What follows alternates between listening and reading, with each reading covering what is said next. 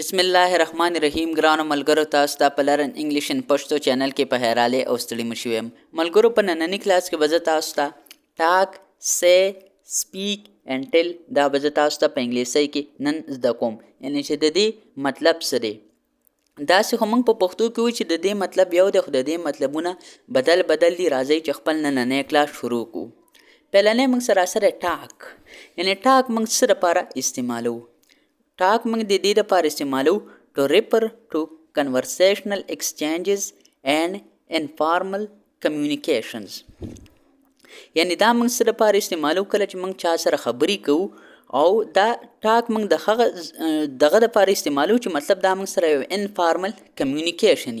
یعنی که اوس مثال خبره ته خپل ملګرو سره خبرې کې او عام کس سره خبرې کې نو دغه ځای کې به موږ ټاک استعمالو یعنی دا کمیونیکیشن بسې دا به انفارملی یعنی دا ته خپل پلار سره خپل استاد دپاره دا ټاک دا نشي استعمالولی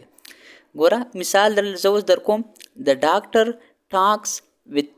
with the family about the patient's problem یعنی ډاکټر چې کومه دی خبره کوله چا سره with the family about the patient's problem یعنی یو کورنۍ سره خبره کوله د چا مسله وه د پیشنټ یعنی د مریض مسله وه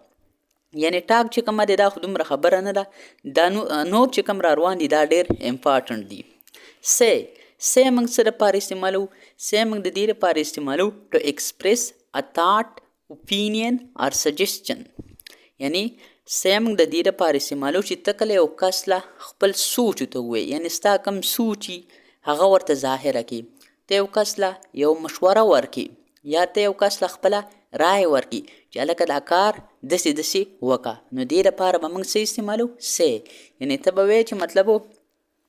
ګوره مثال زه در کوم he says that it will take her a few weeks to recover یعنی هغه وویل چې دا به مطلب یو څو اونۍ اخلي څه لپاره د ریکور کېدو لپاره یعنی مطلب دا به چې دا کم کس ته دا ټیک کېږي نو دا به یو څو اونۍ علي مطلب a few weeks to recover نو سه چې کومه دا به موږ سره لپاره استعمالو تاټ سوچ یعنی مطلب یو سوچ د خو یو سوچ لګولی که نه چې دا څیز به دومره ټیم علي نو دې دپاره به موږ تاټ یا اوپینین او سجیسشن چې کله دا موږ په یو څیز کې یو خبره کې کوو نو دې لپاره به موږ څه استعمالو دې لپاره به موږ سه استعمالو اوس دا دوه نور چې کومه دي دا خو ډېر زیات مهم دي دا هم تاسو ته زه زده کوم سپیک موږ څه دپاره استعمالو سپیک موږ دې دپاره استعمالو to refer to languages or a conversation in general no specific details یعنی په سپیک کې د دې کې به موږ مطلب صرف یو لینګویج طرف ته به حواله ورکو یا کنورسیشن ته په یو عام ټیم کې یعنی دې کې به یو سپیسیفیک ډیټیل موږ څه نه وي ګوره د دې دغه څه دی مطلب and the example در کوم and that she can't speak because she lost her voice یعنی مطلب هغه خبرې نشي کولی هغه ویل نشي کولی ځکه چې د هغې چې کوم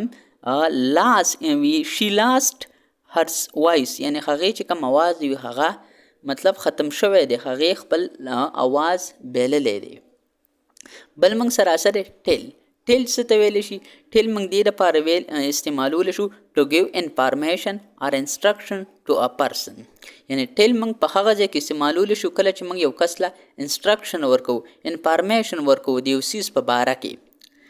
the family members tell their friend what's wrong with her یعنی د فیملی غړو وویلي their friends ته یعنی د هغو ملګرو ته what's wrong with her یعنی کوم مثال خبره ستاسو په کور کې یو کس وي او هغه بیمار شوی نو تاسو به د هغه د ملګرو نه تپوس کوئ که نه چې مطلب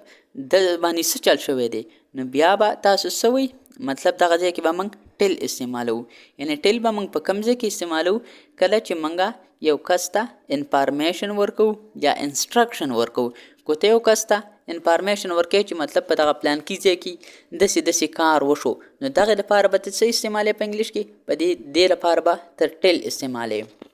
او څنګه چې ما تاسو ته سپیک ویلي نو په دې کې به تاسو یو حواله ورکوئ د یو لینګویج ته یو کنورسیشن ته خبرو اترو ته نو دغه مطلب سپیک دی او دا ټل دی. ملګرو که بیا هم تاسو ته په دې کې څه قسمه مسله نو تاسو بالکل ماته په کمنټ سیکشن کې کمنټ کولی شئ. دا څیزونه دومره ګران نه دي خو دا ډېر زیات مهم دي، یعنې دا ستاسو په هر ځای کې په کار راتلی شي. که چېرته تاسو په دې ویډیو باندې په صحیح طریقه په یو ځل وکتل او پې پوه شوي نه یاستئ نو دا تاسو بیا هم وګورئ، ځکه چې دا ډېر زیات مهم کلاس دی او انشاءالله زه امید کوم چې د دې کلاس نه به تاسو ته ډېره زیاته پیدا وشي. که چېرته تاسو څه انټرویو وغیره ته ورشئ نو تاسو نه داسې قسمه کوېسچنې خامخا کولی شي. دا دومره ګرانې کوېسچنې نه دي خو صرف یو ځل کتل د دې ضروري دي. ملګرو انشاءالله تاسو سره به په یو بل نوي کلاس کې ملاقات کیږي. که چېرته ستاسو څه پوښتنه نو تاسو ماته په کمنټ سیکشن کې هم کمنټ کولی شئ او تاسو ماته په واتساپ هم